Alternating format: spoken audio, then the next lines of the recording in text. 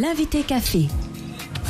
L'Observatoire des communes de Guyane, nous en parlons avec la responsable d'équipe projet au département collectivité locale à l'AFD, l'agence de développement, Réjeanne Hugounec, est notre invité café ce matin. Bonjour Réjeanne Hugounec. Bonjour et ravi d'être là, merci de m'avoir invité. Alors à travers cet observatoire, il est surtout question de se pencher sur le financement de nos collectivités. Est-ce que sur ce point, l'AFD pense remplir véritablement son rôle ? La réponse est oui. Comme ça, c'est... On va être étonné. Comme ça, c'est réglé. Non, plus sérieusement, je vais peut-être vous parler de cet observatoire aujourd'hui pour vous expliquer en quoi on remplit notre rôle, justement. Donc cet observatoire, ça s'inscrit dans l'ensemble des activités que l'on mène dans les Outre-mer. Je rappelle pour nos auditeurs, parce que peut-être tous les auditeurs ne sont pas tout à fait au courant de ce qu'est l'Agence française de développement, mais c'est une banque de développement qui a des missions d'intérêt général et qui peut les exercer en tant que banque, parce qu'elle est aussi une société de financement. Et nous sommes un établissement public et nous travaillons pour le compte de l'État.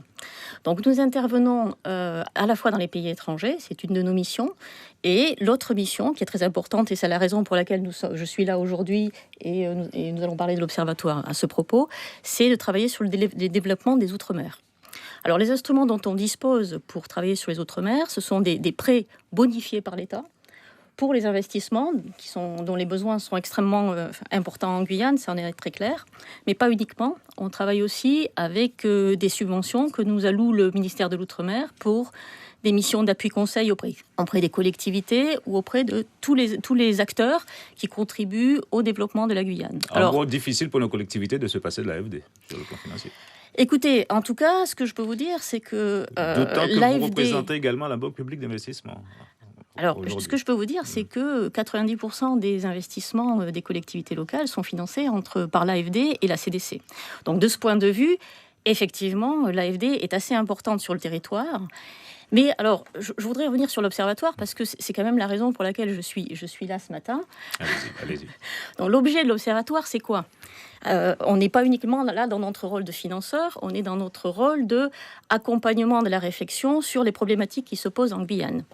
Alors, ce n'est pas à vous que je vais apprendre tous les enjeux que l'on doit relever en Guyane pour le développement, les enjeux démographiques, les enjeux d'accès aux services publics, dont on sait très bien que les besoins, on court après, les collectivités locales courent après pour les financer. Ce que l'on cherche à faire avec cet observatoire, c'est d'abord à partir de données précises, objectives, quantifier les enjeux, les besoins. Première chose, il faut qu'on s'appuie sur des besoins, sur des données correctement évaluées. Donc l'Observatoire, ce matin, on va en discuter à la mairie de Remire-Montjoly, va parler de ces enjeux, les enjeux en termes d'accès aux services. Quels sont les taux d'accès aux services d'éducation, etc. Et ensuite, l'idée, c'est de mettre en place une base de données pour les collectivités locales que l'on va suivre pendant des années, de façon à mesurer leur santé financière, d'analyser les raisons pour lesquelles elles n'ont pas une santé financière que l'on peut considérer correcte. Elles ne sont pas en capacité d'investir pour suivre l'évolution des besoins. Il s'agit d'un travail beaucoup plus sur le long terme que de répondre aux besoins immédiats. Les deux. Nous, on fait les deux, puisqu'en fait, ce qu'on fait à l'AFD, c'est qu'on finance quelque chose comme 50 à 60 millions de projets par an d'investissement. Mais en parallèle, on n'est pas qu'une banque, justement, on est une banque de développement.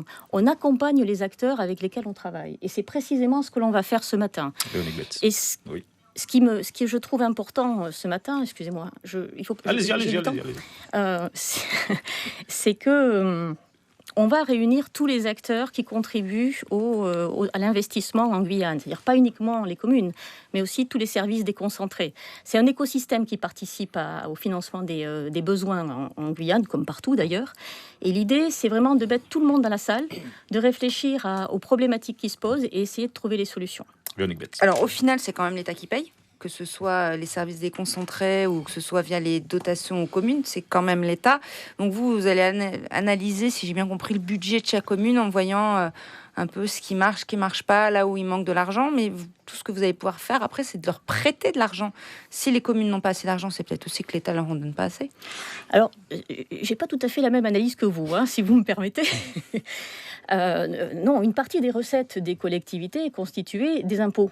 Et ce sont les résidents qui paient les impôts, taxes foncières, taxes d'habitation. Donc il y a une partie, et ça c'est pas l'État, c'est directement les citoyens, parce que face à leurs impôts, il y a un service public qui va tous les jours leur permettre d'aller à l'école avec une route goudronnée ou pas. Ça reste de l'argent public. Tout dépend de l'assiette. Ça reste de l'argent public. C'est les citoyens qui le paient. Oui, donc soit par l'impôt national, soit par l'impôt local, on va dire. Oui, mais c'est pas tout à fait le même circuit, et on n'est pas tout à fait dans les mêmes logiques en termes d'incitation à des comportements. Vous voyez bien que si tout arrive par des dotations, les individus... Ce que je voulais dire, c'est qu'à la base, vous allez leur prêter de l'argent. C'est tout. Vous pouvez pas leur donner plus d'argent.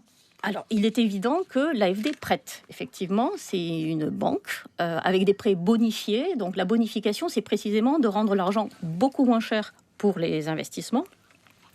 On ne donne pas, on n'a pas de subvention pour les investissements. Les investissements en Guyane sont subventionnés par l'État, par l'Europe, par la collectivité unique. Et nous, on vient en complément, en prêt, sur le reste à financer pour ces investissements. Alors, il faut bien quand même savoir qu'en Guyane, les investissements sont subventionnés à 80%. Donc, et d'ailleurs, l'investissement par habitant n'est pas si éloigné en Guyane qu'il ne l'est en métropole et dans les autres régions guyanaises. La difficulté, aujourd'hui, c'est de suivre le rythme des besoins. C'est ça le vrai problème que l'on rencontre en Guyane. On a, en raison de la croissance démographique, des besoins croissants. Comment on suit le rythme de ces investissements ? D'où cet observatoire. Olivier Damon. Alors justement, juste pour savoir comment est-ce que vous décidez de soutenir par exemple une collectivité, c'est par rapport à ses capacités de remboursement, comme on va dire un particulier lambda, ou alors c'est sur l'intérêt de l'investissement du projet? Alors un petit peu les deux, c'est-à-dire que en tant que banque, il faut que la collectivité puisse nous rembourser. Donc il faut qu'on s'assure. Ça se passe bien ? Qu'elle va nous rembourser. Oui, très bien. Ah oui, nous n'avons pas de défaut de paiement, donc ça se passe bien. Maintenant, l'intérêt du projet, bien entendu que nous l'étudions aussi, parce que le projet doit concourir au développement de la commune. S'il ne concourt pas au développement de la commune, on ne financera pas.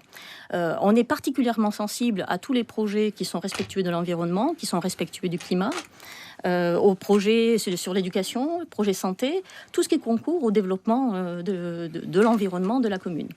Alors, ensuite, et c'est là où, encore une fois, nous ne sommes pas que des banquiers, nous mettons en œuvre des subventions que nous alloue le ministère de l'Outre-mer pour accompagner les collectivités, notamment pour renforcer leur capacité de gestion, pour renforcer, par exemple, leur base fiscale en lien avec la direction régionale des finances publiques pour pouvoir prélever davantage de recettes. Donc, on met en place, pour les ressources humaines, aussi. Donc on met en place tout un ensemble de mesures d'accompagnement de nos prêts. Alors Tano avait prévu une petite question, mais malheureusement Tano... Nous sommes pris par le temps. Non, c'était juste dire, je sais qu'il est prévu une rencontre à l'auditorium de Rémy-Armand-Joly. Est-ce seulement dédié aux collectivités ou bien encore les particuliers, le grand public peut venir ? Alors, c'est essentiellement dédié aux communes, à tous les services déconcentrés de l'État, tous les acteurs qui vont concourir de l'administration, en fait, qui vont concourir à cet écosystème qui fait qu'on va... On l'a compris, c'est pas ouvert au grand public, non. Visiblement. Si quelqu'un veut venir, je pense qu'on l'accueillera avec plaisir. D'accord. Voilà. Donc, maîtriser les codes. Maintenant, le problème, c'est qu'il y a un nombre de places limité, mais on est accueillant, vous savez, il n'y a pas de souci. Matinée d'échange donc destinée aux collectivités locales de 8h à 12h, auditorium de la mairie de Rémy-Armand-Joly. Réjeanne Hugounec, merci d'avoir été avec nous. Je vous en prie, merci de l'invitation. L'invité café. Suivez l'info sur Guyana Première, télé, radio et Internet.